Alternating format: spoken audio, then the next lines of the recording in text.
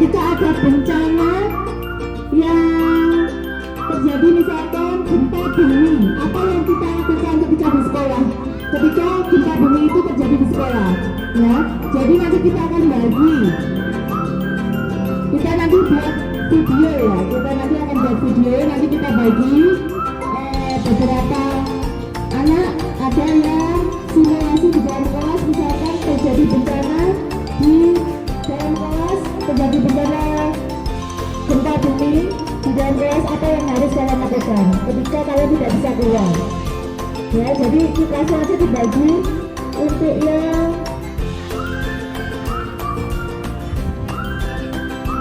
bagaimana. Nanti ada 3 kelas ini akan dibagi, ada yang satu ada yang di belakang di musola, ya. Terus yang satu ada di kantin, yang satu nanti ada di dalam kelas, ya. Di dalam kelas itu nanti ada briefing dulu, kalian dikasih edukasi dulu bagaimana cara-cara ketika kalian ada di dalam kelas terus terjadi bencana, ya. Kalau yang ada di luar, nanti di sini sudah terpasang ada jalur evakuasi dan ada titik kumpul. Mana titik kumpul? Nah, jadi nanti ikuti arah, ya. Nanti yang serius gayanya memang beneran, jangan cengengesan, ya. Nanti ada yang video, ya. Nanti yang kelas 5 saja. Kelas 6 ya benar saya. Kelas 6 segera masuk di kelas 3. Cepat.